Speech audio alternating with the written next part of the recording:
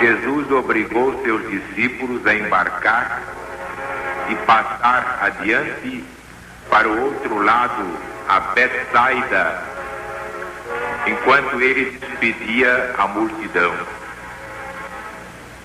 Depois de se haver despedido do povo, foi ao monte para orar. À tardinha, achava-se a barca no meio do mar e Jesus sozinho em terra.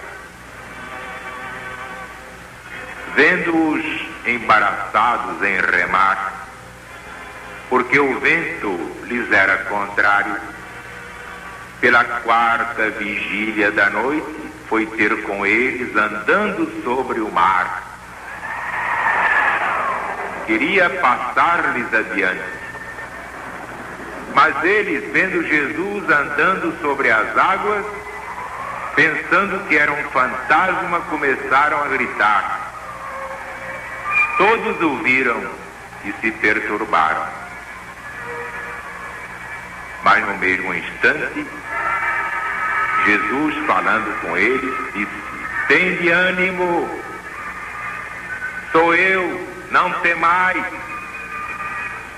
Entrou na barca para ir ter com eles e cessou o vento. Eles se encheram de grande pasmo, porque não haviam compreendido o milagre dos pães. Ao contrário, seu coração estava endurecido. Depois de feita a travessia, chegaram à terra de Genezaré e atracaram ali. Quando desembarcaram, o povo logo reconheceu Jesus e, correndo por toda aquela região, começaram a trazer nos leitos os que se achavam doentes, para onde ouviam dizer que Jesus estava. E onde quer que ele entrasse, fosse nas aldeias, ou nas cidades, ou nos campos, punham os doentes nas praças e rogavam a Jesus que os deixasse tocar ao menos na fímbria da sua capa. E todos aqueles que nela tocavam ficavam curados.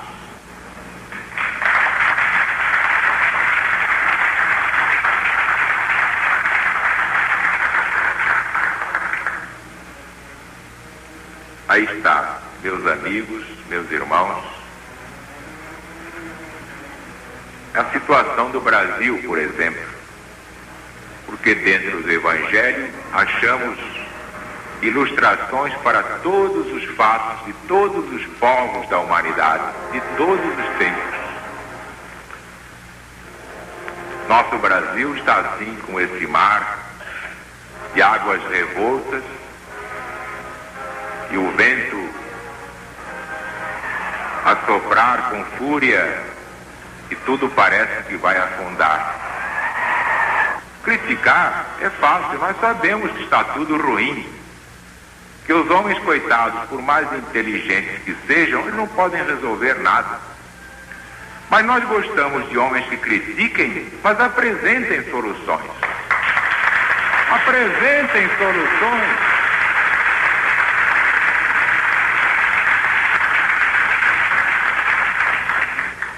Vocês reparem que os políticos se digladiam, eles se atacam reciprocamente, uns ofendem os outros, vivem num fratricídio que não tem mais fim.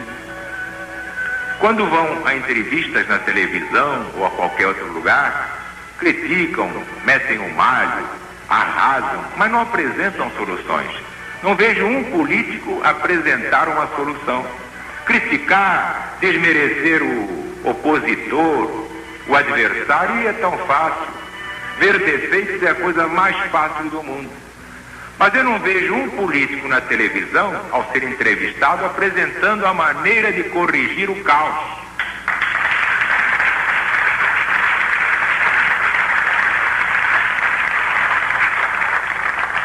Eu não peguei de propósito esse trecho. Calhou porque está na sequência do Evangelho. Todo dia eu leio um trecho. O de hoje calhou exatamente esse, de Jesus andando sobre as águas e ensinando os apóstolos como se anda sobre as águas. Aí está o símbolo. O Brasil não estará como uma nação prestes a naufragar. Jesus ensina a maneira de salvar a todos.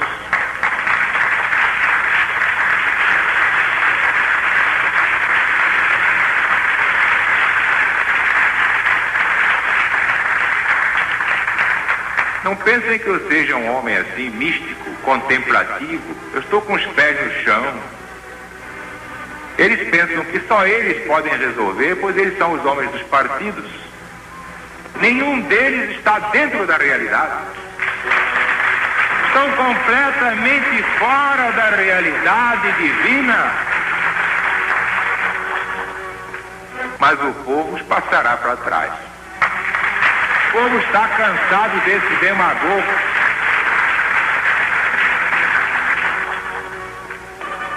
O povo está cansado dele. Vocês notem quando vocês virem ou ouvirem uma entrevista em televisão, aqueles senhores se sentam com aquela empáfia de pontífex maximus, então começam a deitar regras, vocês começam a escutar, no fim não se aproveita nada, não sai nada, é verborreia, verborragia, demagogia, é canalhocracia, porque é a maneira de acanalhar a política brasileira. A não ser que vocês não sejam observadores, mas legionário não perde uma.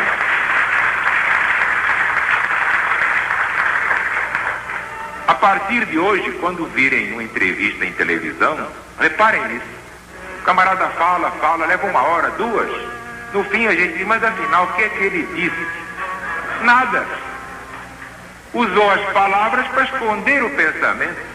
Cínicos, frios, debochados, acanalhados, criminosos, impenitentes.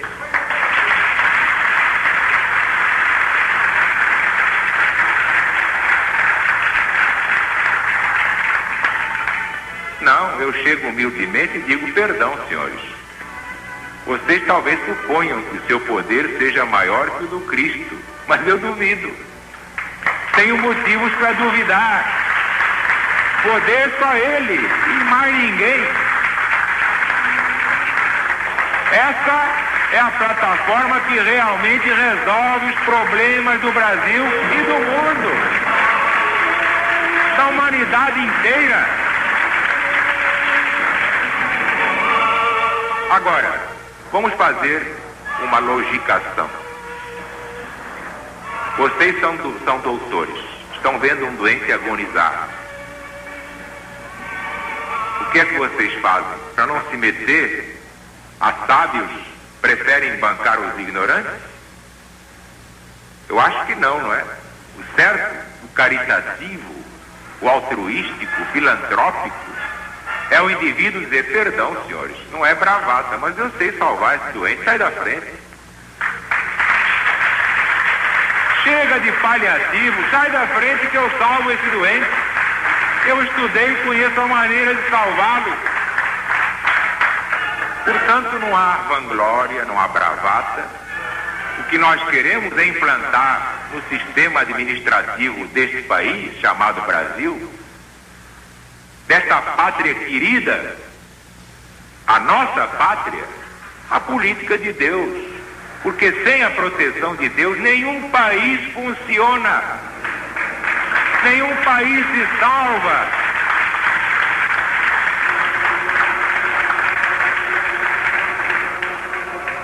Eu respeito todas as ideologias. O camarada da direita está ótimo, outro é da esquerda, excelente. Um é comunista, outro é nazista. Magnífico, excelente. O que mais? Mas eu não preciso de comunismo, de integralismo, de capitalismo, porque tudo isso não existe. Tudo isso é fantasia diante do Cristo. O que há é cristianismo. Esse é o ismo eterno. Só esse salvará o Brasil. Nenhum outro pode salvar o Brasil.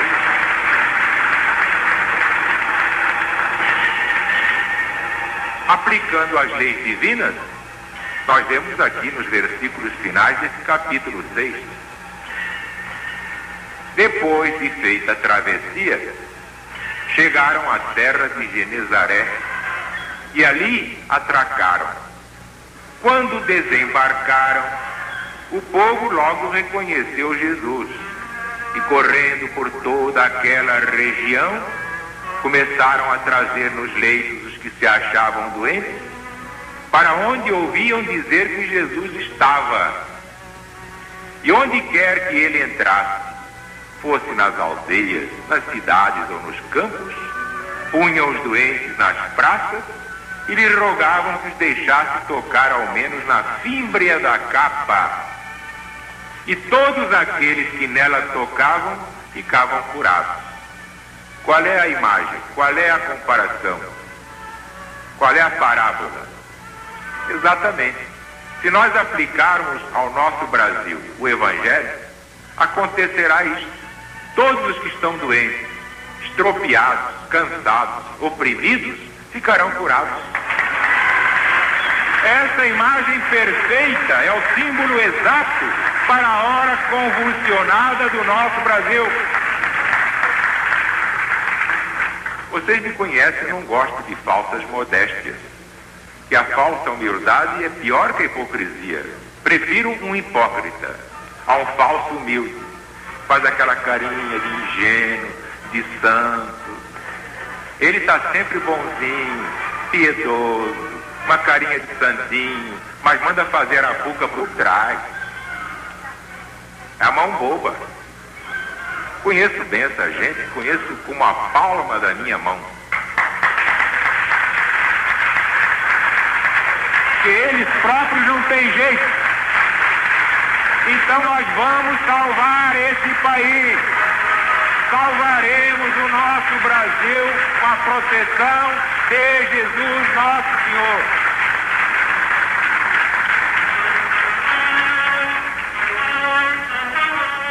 Ainda outro dia, o presidente Zaru mostrou uma coisa que ninguém sabe aí fora. O político, se ouvir, pensa que é piada. Que há entidades espirituais que tomam conta do fogo, das águas, dos insetos, da fauna, da flora. Quer dizer que tudo está debaixo de guarda, geada, incêndio, tudo isso é controlado pelas potestades espirituais. Mas qual é o político que sabe disso? Então vem um camarada, começa a criticar, mas não sabe apresentar a solução. E nós sabemos. Sabemos porque Jesus sabe. E sem Deus, sem Jesus, sem Espírito Santo, ninguém pode salvar o Brasil. Mas nós podemos, com Jesus.